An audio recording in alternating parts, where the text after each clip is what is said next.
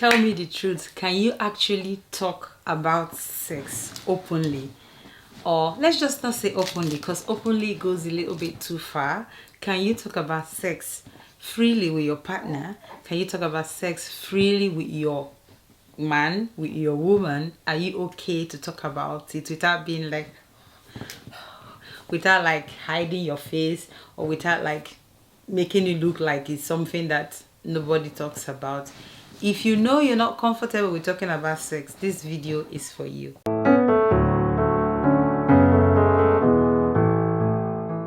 Hi guys, welcome back to my channel. If this is your first time, my name is Precious. So if you don't know, I'm a mom of 3. I currently had baby number 4, Naomi, which is she's just right here with me. And I know that sex is a big thing. It's something that a lot of people don't talk about. A lot of women are struggling. Even people that have not had the baby, or they've had a baby a long time ago, a lot of people are struggling after having sex. So now, if you haven't seen the videos I've done, because I've currently made like 3 videos where I talked about postpartum sex, what you need to do to help, how you need to get your partner keen on having sex again, how you can communicate, how you can know that you're mentally and physically ready for sex, and all of that. I'm going to be linking all those videos on the description section of this video so that you can watch them. And if you watch this video and you enjoy my video, I would like you to please press the subscribe button and also turn on the notification bell. Give it a thumbs up, and most importantly, let the advert on this video play. If you let the advert play, it encourages me to make a lot more videos for you. And so thank you so much. So what are we talking about today? Today's postpartum sex series, we're going to be talking about communication in sex. You and I know that when it comes to any relationship, love is important. But with experience, what I know now, just to let you know that this year, in fact this month, I'm going to be 12 years in marriage. So I've got a bit of an experience when it comes to relationship and all of that. So I know that communication is one thing that keeps every relationship. Love is good, love is important, but communication goes a long way. Now we're going to be talking about communication when it comes to sex, communication when it comes to postpartum, communication when it comes to during sex, after sex, before sex, and all of that. We're going to be talking everything communication in postpartum sex. So without further ado, let's just get talking, because I have a lot to cover. Now when it comes to sex, over the last few months where you were pregnant, a lot of things happened in your body, like a lot of changes, a lot of hormonal changes, physically, mentally, all aspects of your life. There were changes. And even now that the baby is here, changes are still happening every day. Changes from your baby, trying to find a routine, trying to find a routine for your family, trying to find a routine for yourself, and all of that. So I know that the change is absolutely massive, but we need to have a personal dialogue. We need to ask ourselves before we venture into this area of sex, okay, in postpartum. We need to ask ourselves questions, because these are questions that will be able to go and give our partners the answers when it comes to communication. So the first thing we want to ask ourselves, dialogue with ourselves, is physically. Do you physically feel healed after having the baby, right? A lot of women think that they've healed.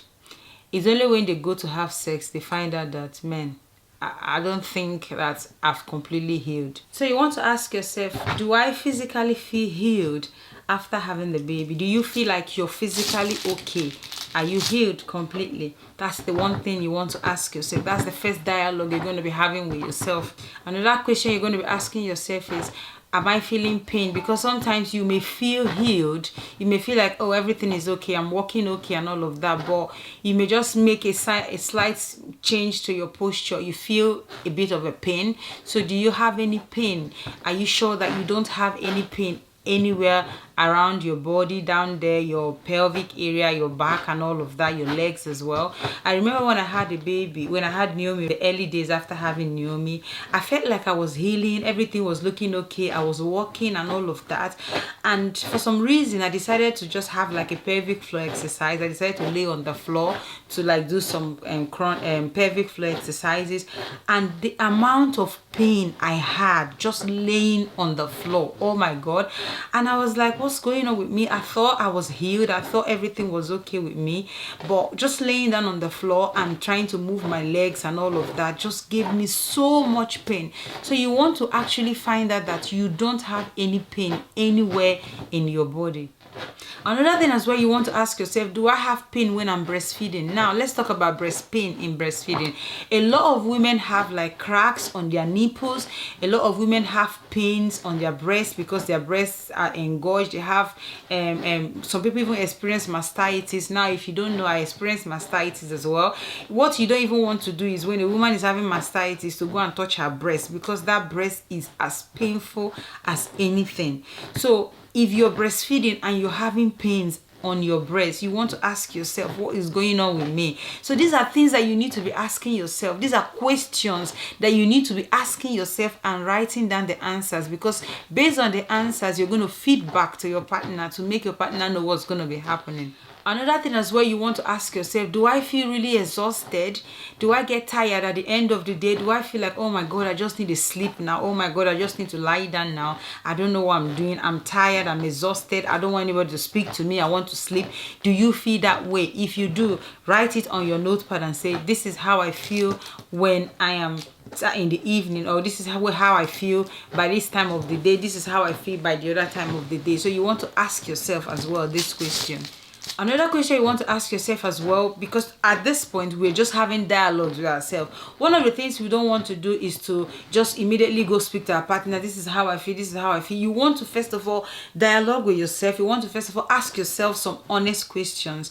Know how you feel. Know what is going on within you before you not get to speak to somebody else. Because even if you want to go to a therapist, the therapists are going to be asking you like certain questions. If you're not sure yourself, then they're going to give the therapist information that would not be able to help you. So you want to give yourself this, you want to spend time with yourself and ask yourself these questions. So another question you're going to ask yourself is that, am I traumatized? Am I traumatized by the birth of my baby? Now, what people don't understand is the fact that a lot of people, after having a baby, they are really traumatized. Some people go through a very traumatic birth.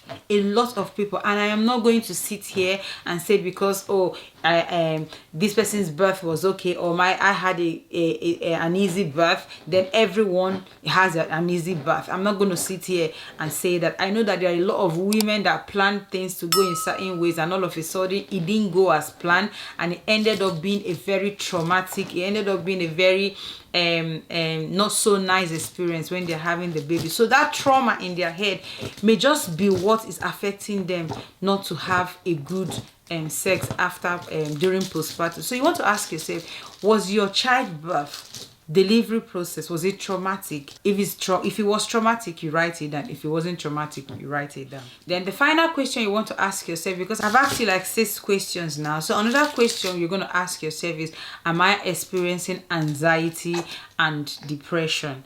A lot of people, whenever they hear depression, they think is they're gonna be, it's a very massive thing. Depression can just be you just being like, I'm just tired, I've had enough, I can't cope anymore, I'm not doing this anymore. It's just you being overwhelmed. It's just you being like, I can't, it's just being like you cannot do it anymore. So there's so many signs. Now, if you don't know the signs of anxiety and depression, you may want to go and read up on it, because it's something that does not really have a sign that is so pronounced that everybody will know that you're having. But if you know what you need to look out for whenever you start creeping into that, sliding into depression and anxiety, you'll be able to know and help yourself. So these are the questions that you need to ask yourself first of all, before or any other thing when it comes to communication during sex. So now that we've finished having this personal dialogue with ourselves, we want to now take all our answers to our partner. If you're someone that don't talk about sex to your partner, you're someone that is not very comfortable, Now, I'm not here to judge you. I'm not here to say that you should be free to talk about sex and all of that. Everybody's different. Some people are shy, some people are not really shy, some people can talk as much as they like. But I would like to just encourage you to speak up a little bit more, because when it comes to sex, is one thing that is very, very important in every relationship. I don't think there's any relationship in this world that both partners are healthy and fit and they just decide this our relationship is going to be a sexless relationship. I don't think so. So sex is very, very important. So everything that we've asked ourselves, all the questions, dialogue, personal dialogue we've had with ourselves, we're not going to take all the answers to our husbands, our partners, and we're going to say, these are my problems. These are the things I'm going through. These are the things that I will need you to help me with. If our partners will be able to understand where we are coming from, if our partners will be able to know these are our problems, where we need help, and all of that, I think they'll probably be able to understand a little bit more. I think they'll probably be a little bit more patient with us. I think they'll probably be a little bit more kind and gentle with us, because they don't understand how we feel. They don't understand the things that we are going through. So let your partner know all the things that you found out. Let your partner know all the things that you're going through. Let your partner understand with you, and hopefully we're not going to move on to the next aspect, which is, why do you have to communicate to your partner? Some people will say, oh, this is my personal business. Why do I have to tell my husband what I'm going through? Why do I have to tell my husband that my vagina is hot? You'd be like, this is my personal problem. This is my privacy. It's not everything my husband needs to know. Yes, it's your privacy. But when it comes to relationship, when it comes to husband and wife, the Bible says, and two shall become what? One. So there are reasons why you need to tell your partner what you're going through. So the first reason the reason you need to tell your partner, the reasons why you need to tell your partner, so that your partner will understand where you are coming from. Right? Your partner would know that, oh, this is the reason my wife cannot put her legs this way. This is the reason my partner is tired whenever I'm doing this. This is the reason my partner is scared whenever I'm doing this. This is the reason my partner is, and all of that. Your husband or your partner will be able to understand where you're coming from. And secondly, your husband or your partner will not be on the same page with you. If, for example, a particular style or a particular way of having sex is not very comfortable with you, because he understands that when I do this position, when I do this style, it hurts my wife, it hurts my partner, I'm no longer going to do this style. Even if I find it very, very enjoyable, even if I find it very, very nice or very, very good to me, I would prefer to make my partner happy and prefer this relationship or this intimacy to be painless and do this position. Okay, so this is the reason you need to tell your partner, because if you what I've come to understand is that a lot of women don't find things comfortable, and they tend not to speak to their partner about it. Let's say, for example, they find a missionary position painful, and they don't find it comfortable to tell their partner. Whenever their partner is giving them the missionary style, obviously their partner will see that they are feeling this having this kind of moaning that is a kind of moaning that will make the partner feel like, man, I'm doing a good job, man, my wife is enjoying it and all of that. He does not know that you're dying in pain. He doesn't understand that you're dying in pain, because men find sex pleasurable, men find sex beautiful when they know that they are satisfying their wives, when they know they are satisfying their partners. So if you keep quiet and he's misinterpreting your reaction as in you enjoying it, you're going to be in pain for a very long time, because he would always want to do that position. He would always want to go ahead with that position that you find uncomfortable, because you can't say it. He misinterprets your body language, misinterprets your communication or the way you act when he's giving you that position as enjoyment, and he will continue to do it. So which doesn't actually do you any good. So for you guys to be on the same page, it's very, very important you explain to your partner, you talk to your partner, you communicate to your partner what is going on with you. Another reason why you should talk to your partner about the whole experience or the dialogue you've had is that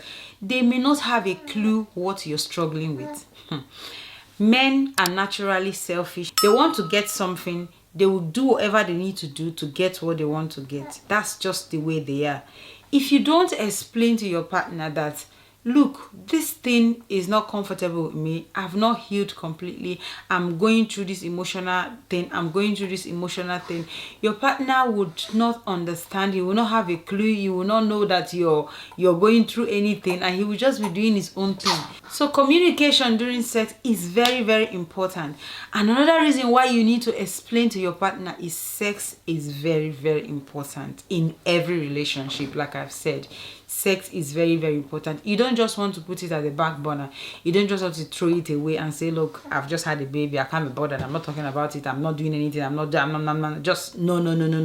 You're not going to do that, because don't forget that your partner has his own needs, right? One of his needs is to have sex with you. So if he needs to have sex and you're not giving him what he wants, there's a chance that he may be tempted. There is a chance that he would be exposed to doing things that he doesn't want to do, or you would not like him to do.